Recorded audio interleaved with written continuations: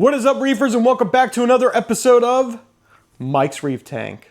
On today's episode, we're going to talk about Aiptasia. What is Aiptasia, why we don't want it in our aquarium, and how we're getting rid of it.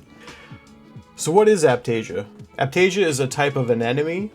Back in the day, we used to call them glass anemone. And we were really excited about having these guys in our aquarium.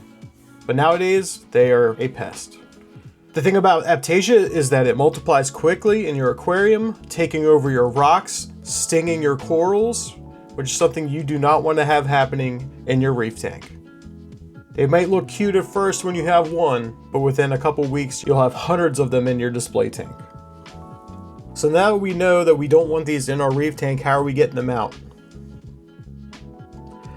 There are many ways to try to tackle this nuisance anemone. You could do a manual removal, which is not very successful because if you don't get every last piece of it off the rock, it's going to come back and it might actually release offspring into the water column when disturbed. The only easy way is when they're in your sand or if they're on your glass for manual removal.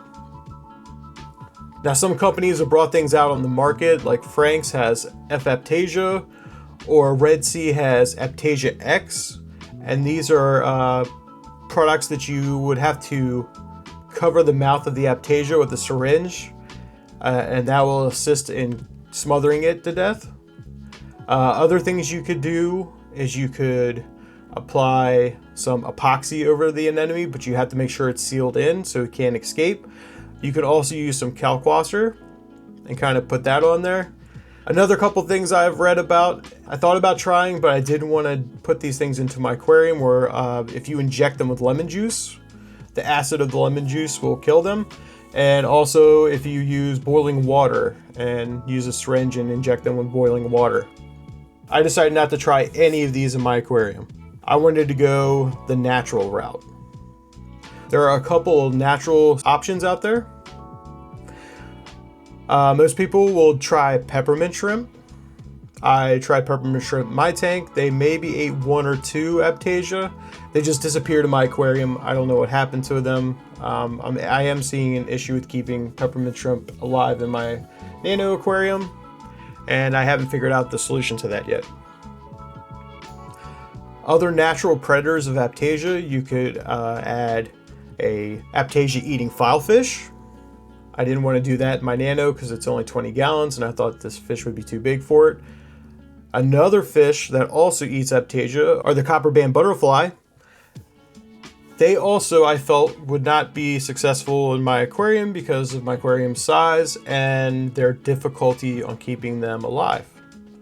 Copper band butterflies are known to be very picky eaters and hard to keep in your aquarium. So I sat there and I thought, okay, what else can I try? And I decided on Bergia nudibranchs.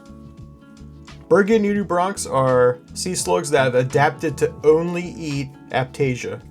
They can smell the Aiptasia in the water. They find it like a wolf pack. Multiple Aiptasia will take out one anemone as a group. And that's what they live off. That's what they eat. They will eat nothing else but Aiptasia. So they are like a great option for getting rid of it in your aquarium.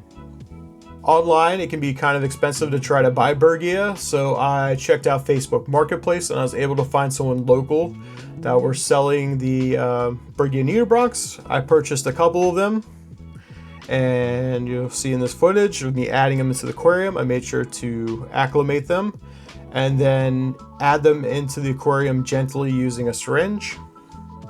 Bergia nudibranchs are nocturnal hunters, so it was very hard for me to get footage for you guys. I really wanted to try to get them eating the Aiptasia. Unfortunately, they did not cooperate, and it would just be every morning I wake up and come downstairs to check on the tank, and some Aiptasia was gone, but I never was able to get that footage. All right, let's check back about 4 weeks later and see what the progress they've made in the aquarium. All right, we're about 4 weeks in after adding the Bergia to the aquarium. And we're just about cleared out of Aiptasia. These guys did a great job. There was tons of Aiptasia around the toadstool leather. I think this is where it originated from. It was on that frag. We had Aiptasia all over the rocks. There was a ton on this rock. And right now it's just hard to find any to show you guys. Even the sand right here was covered in Aiptasia. And they are all gone. So the Bergias are really great at taking care of Aiptasia. I am pleased, but for the future, I don't know what I'm gonna do here. I was originally planning on rehoming the Bergia, finding someone that needs them, but I don't know if I'm gonna be able to get them out of the tank. They're being very good at hiding during the day and only coming out at night to eat. So I'm gonna try my best to be able to collect these guys and get them to somebody else that has an Aiptasia issue and they're gonna need them. If I can't, I guess they're gonna end up unfortunately starving to death in the aquarium because I am not tearing apart all this rock trying to find those guys. So my fingers crossed, they'll come out at some point and I'll be able to collect them and get them to somebody else.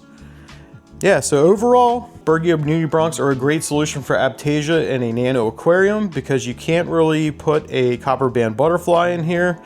You could maybe put a filefish in here, but they're also pretty big fish and that might cause you some issues in your aquarium. So having those nudibranchs definitely was a good decision. You could try the other methods with the Aiptasia X. You could try doing hot water or lemon juice like I mentioned before, but these guys are natural Aiptasia predators. They work really well getting rid of that nuisance anemone. That's going to do it for this week's episode. If you guys enjoyed this content, smash that like button, subscribe for more reefing goodness, and as always, happy reefing.